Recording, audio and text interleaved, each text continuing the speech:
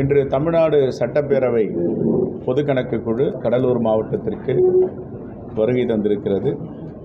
காலையிலிருந்து கள ஆய்வு செய்து இப்பொழுது மாலை 4 மணிக்கு ஆய்வுக் கூட்டம் நடைபெறும். குறிப்பாக அண்ணாமலை பல்கலைக்கழகத்தில் சரியான வகையில் சரியான நேரத்தில் அந்த கணக்கு வழக்குகளை ஒப்படைக்கவில்லை என்று ஒரு பத்தி இருக்கிறது. அது விஷயமாக இங்கே விசாரிக்க வந்திருக்கிறோம். 3 மணிக்கு மேல் கடலூர் பகுதியில் சில பகுதிகளை பார்வையிட இருக்கிறோம். காலையில் நெய்வேலி நிலக்கரி சுரங்கங்களை பார்வையிட்டு இருக்கிறோம். கடலூர் மாவட்டத்திற்கு இன்னும் நிறைய தேவைகள் இருக்கின்றன என்பதை அறிந்திருக்கிறோம். பொதுமக்கள் புகார் அளித்திருக்கிறார்கள், தேவையான மனுக்களை அளித்திருக்கிறார்கள். மாலை அந்த கூட்டத்தில் இது முடிவு செய்யப்படும். அதேபோன்று அரசு ஆணை பிறப்பித்தும் அண்ணாமலை பல்கலைக்கழகத்தில் மருத்துவ மாணவர்களிடம் கட்டணம் வசூல் செய்யப்பட்டிருக்கிறது. அதை திருப்பி கொடுக்க வேண்டும் என்று ஆணையிட்டு இருக்கிறோம். மாலை அதையும் இந்த கூட்டத்தில் ஆலோசனை செய்ய இருக்கிறோம்.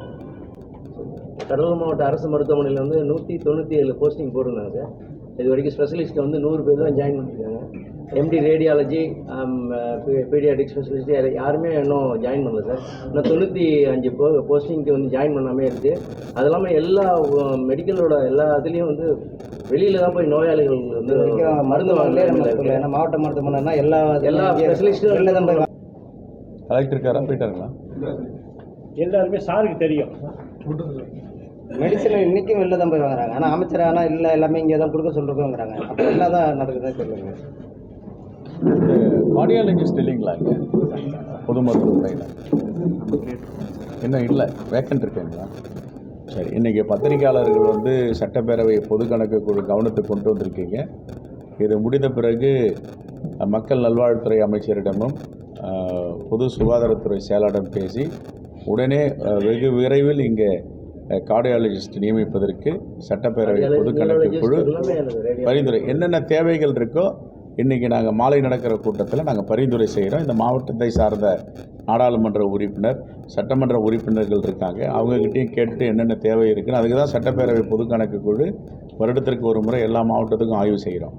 அவங்க சிஏஜி கொடுக்குற பத்தி மட்டும் கிடையாது, என்னென்ன குறைகள் இருக்கிறத சரி செய்கிறதுக்கு இன்றைக்கி பத்திரிகையாளர்லாம் இதை சொல்லியிருக்கீங்க. மாலை கூட்டத்தில் ஆய்வு கூட்டத்தில் இதை ஒரு முடிவு செய்து பரிந்துரை நாங்கள் கண்டிப்பாக செய்வோம். 2013 ஓய்வு பெற்றவங்களுக்கு வந்து அவங்களுக்கு உரிய பணிமூப்பு பணங்கள், அவர்களுக்கு உரிய தொகைகள் கொடுக்கலன்ட்டு இப்போ சொல்லியிருக்காங்க.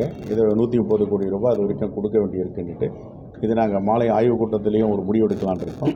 ஆகையால் நீங்கள் சொன்ன குறைகளை எல்லாம் மாநில அரசுக்கு உடனே நாங்கள் பரிந்துரை செய்வதற்கு மாலை கூட்டத்தில் நாங்கள் இதை முடிவு எடுக்கிறோம். தேங்க்யூ. நன்றி சார். ஃப்ரெண்ட் ஆக்கிக்கோங்க. தந்தி டிவியின் சப்ஸ்கிரைபர்ஸ் அண்ட் ஃபாலோவர்ஸ் குடும்பத்தில் நீங்களும் இணையுங்க.